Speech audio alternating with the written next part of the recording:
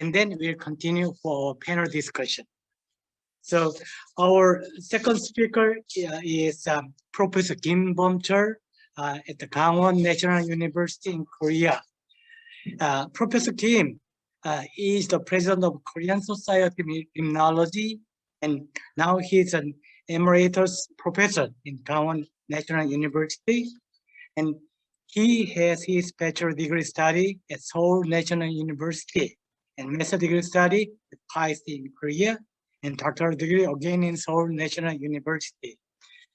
He has a lot of research and teaching experience in the field of limnology, water quality management in streams and lakes, and freshwater ecology in Korea. So it must be quite exciting to share his experience regarding fish farms problem solution at Lake Soyang in Korea by sharing with all of Indonesian water expert in this afternoon session. Please, Dr. Kim Bom-chul, it's yours. Okay, can you hear me? Okay.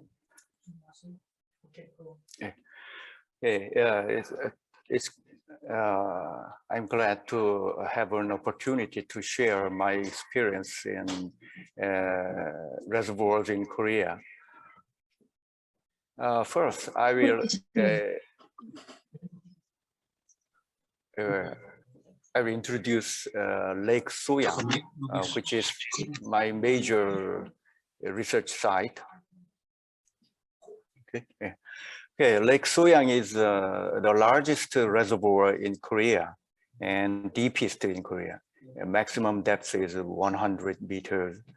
Major environmental issues in the reservoir was fish farm establishment and during 1990s, and finally we removed all fish farms in 1999, and it recently non-point source pollution from agricultural field, it has been environmental issues. Briefly, I summarize the history of events in Lake Soyang. It was made in 1974, and fish farms were established in 1980s. And after several years, we could see cyanobacterial blooms of Anabena. First appeared in 1986, and it flourished in 1990s during high production of fish. And in 1999, finally, we removed all fish farms in this reservoir. And after 1 year, we could see a very quick recovery of water quality. So we could see very clear water. You could see the photo of Anabena cyanobacterial blooms. It looks green.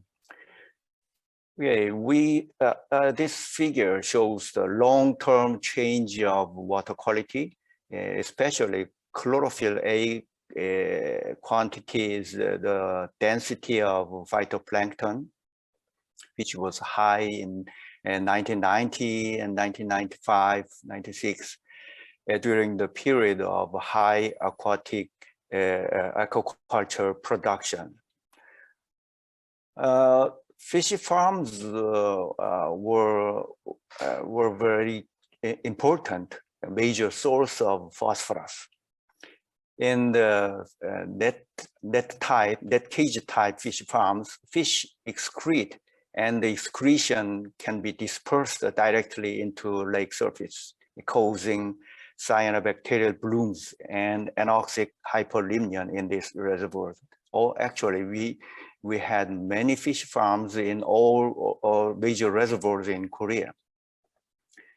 I'm focusing on the importance of phosphorus because phosphorus is the major limiting factor, controlling factor of eutrophication and cyanobacterial growth. This is the scatter plot of phytoplankton density versus total phosphorus concentration. It shows very strong positive correlation, which means phosphorus is the key factor controlling eutrophication and algal density. Why eutrophication? Why is eutrophication harmful? First, toxic cyanobacterial blooms occur in eutrophic lakes. Cyanobacterial toxin is very toxic and very harmful to humans, to fish, and many aquatic animals and many mammals. It reduces biodiversity. And second, it can cause anoxic hypolimnion. I think you can see hypolimnion and it becomes anoxic in your reservoirs. Anoxic hypolimnion can kill many fish, especially on windy day. Anoxic hypolimnion water can be dispersed to the surface and can kill fish. And it can reduce local fisheries harvest, so it can give very big economical cost. And third, it deteriorates drinking water quality. In eutrophic lakes, you can have increase of water treatment cost in the water supply treatment plants. And even after treatment, you can have you have odor and taste problems in tap water. And also we have more carcinogen in tap water. Then what are major sources of phosphorus in the environment? First one is animal manure and compost made of manure. Animal manure contains phosphorus, always it contains phosphorus. And phosphorus remains in the compost even after a long period of composting. And the second, sewage contains human excretion. And third is chemical fertilizer. They are in inorganic forms, and it can infiltrate into soils and combine with soil. Which are how much this table shows national phosphorus budget in Korea. It shows chemical fertilizer occupies 41% of annual phosphorus use. Animal feed or compost, including compost, occupies 36%, and human use is only 20%. And both fish and cattle, chicken, pigs can excrete phosphorus. But if we compare phosphorus excretion by fish and by other cattle and chicken, phosphorus excretion by fish is more harmful.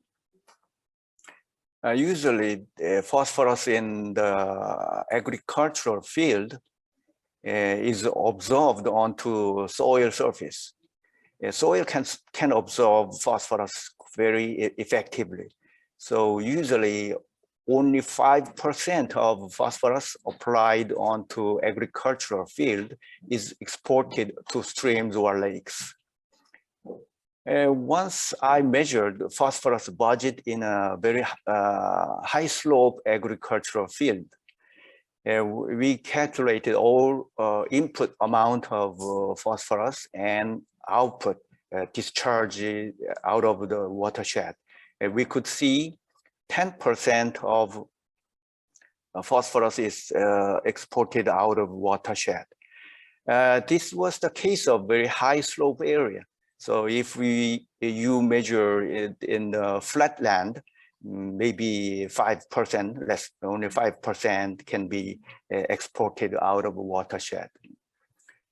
So when we compare the impact of phosphorus from compost fertilizer and fish farms, impact is much bigger. Because the phosphorus in fertilizer can be absorbed onto topsoils and retained in soil. So only 5 to 10% of phosphorus can be exported out of watershed. But in case of fish farms, directly fish excrete into water, into lake surface.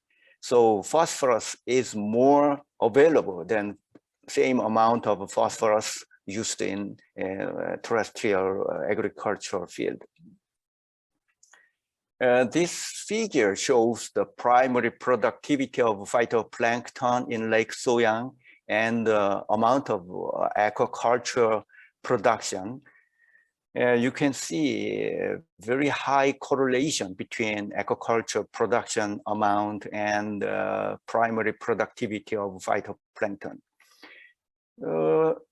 Black dots aquaculture production, it goes to 0 at the year 2000. All fish farms were removed in 1999, and in 2000 year, we could see very quick recovery of water quality and reduction of primary productivity by phytoplankton.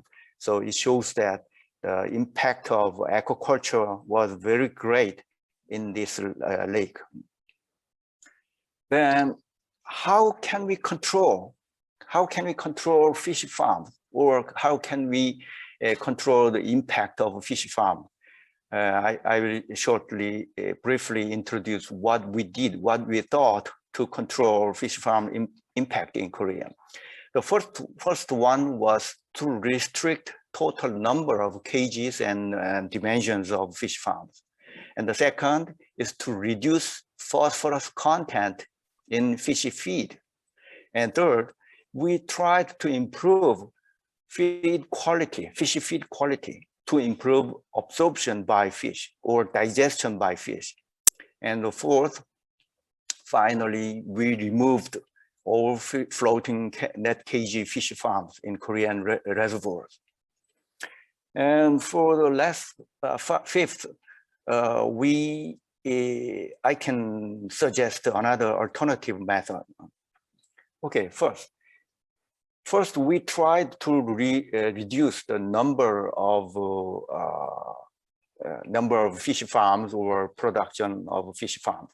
So Korean government established a license law for fish farms, and we issued licenses to fish farms by 10-year terms.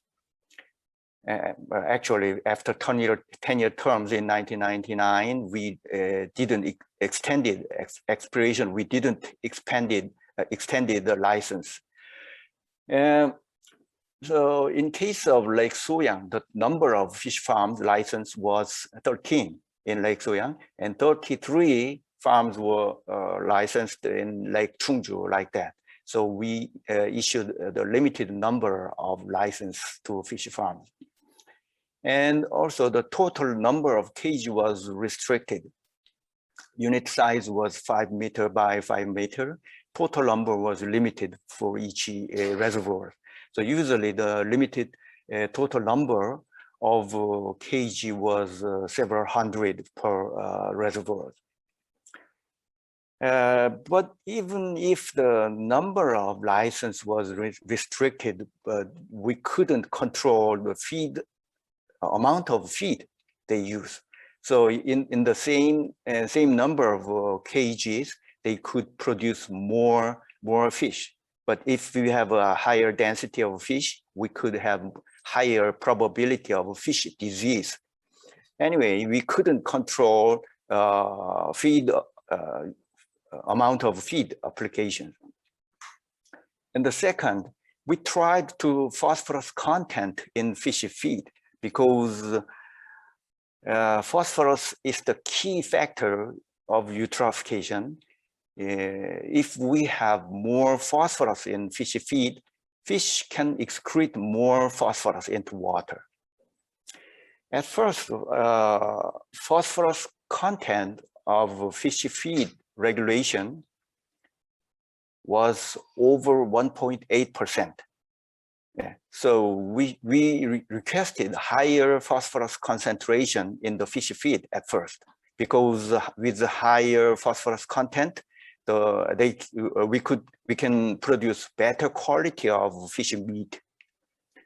But later, in order to reduce phosphorus excretion, we amended the feed regulation to phosphorus content below 1.5%. Yeah.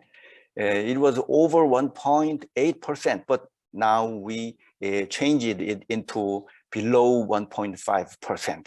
By this change of regulation, we could reduce about the phosphorus loading into about 50%. About half of phosphorus loading was reduced by just this regulation. So it was very effective. And we also tried to improve fish feed quality, because fish feed can contain a lot of non-digestible ingredient, especially when we use low quality fish feed. A lot of ingredients is not digested, not assimilated by fish, and it is just excreted out of fish. So by improving the feed quality and digestibility, more ingredients, more feed is digested and assimilated by fish, and less amount of phosphorus is excreted. But problem is that it costs, with better quality of fish feed, it costs a higher price. So actually, it was not easy to control the quality of fish feed. So it was not adopted by many fish farmers, and I think it was not effective to reduce phosphorus loading. So finally, after 10 years of struggling and many controversies and debates, finally we decided to remove all fish farms from Lake Soyang and actually all Korean reservoirs. Before 1999, there were many floating net fish farms in all over the Korean reservoirs, but after the expiration of their license, we didn't extend license, and all fish farms were removed in 1999. And after that, water quality recovered very quickly. So just after 1 year, we could see cyanobacterial blooms were decreased, and chlorophyll density decreased, and water clarity, transparency increased. Yeah. So that was our final solution. But there is another alternative method. If you can't remove all fish farms, we can have another alternative method, which is alum treatment. Alum is aluminum sulfate, which is used in water supply treatment plants. When we make tap water, we use aluminum sulfate or aluminum chloride to precipitate particles in the water. It can be applied to lakes, and aluminum can combine with phosphorus, and it can reduce cyanobacterial blooms. Actually, this method, alum treatment method, is not an innovative method. It is a 50 years old traditional method, which is very common and used in United States. But in Korea, this method was not adopted because many people were reluctant to using chemicals in water supply resources, reservoirs. I briefly introduce phosphorus inactivation by alum. Aluminum can combine with phosphate, and it can settle down to the bottom. And aluminum hydroxide can precipitate to the bottom of the lake, and it can cover a sediment surface. at the sediment surface, it can block the regeneration of phosphorus from sediment. Usually, organic matter can settle down to the bottom of lakes, and at the sediment surface, they are regenerated, and phosphorus can resolve into overlying water. But aluminum hydroxide can block the release of phosphorus from the sediment. So this method is quite effective, very effective, and environmentally safe. Aluminum is not toxic, so it has been used for water treatment for about 100 years. And the cost is economical, just 1 cent per ton of lake water. This is the official recommendation and document of North American Lake Management Society. They recommend strongly the use of alum for lake management, especially if you have cyanobacterial blooms, which is very harmful to human and to ecosystem. They recommend to use alum. Okay, this is a brief introduction of fish farm issue in Indonesia. It was an article by Arianto Santoso, who is here. He briefly introduced the floating cage aquaculture problems in Indonesian lakes and reservoirs, and it causes, he said, it causes eutrophication problems. And he sent several photos. You can see in this photo small dots, cage of fish farms, and the number of fish cage farm is very large compared with the Korean case of Korea. Okay, finally, I'd like to give my opinion about the cost and benefit of aquaculture if in water resources reservoir or water resources lake. If we calculate environmental impact of eutrophication, phosphorus removal cost from sewage usually is $1 per 1 gram of phosphorus removal. But if we discharge 1 gram of phosphorus from aquaculture, 1 gram of phosphorus means 50 grams of fish feed, which can produce less than 100 grams of fish. The price of 100-gram fish can be much lower than $0.5. So if you compare economical value of environmental impact of better water and more fish, it is not economical to grow fish in your water supply resources. Okay, that's my opinion. Thank you very much for your attention.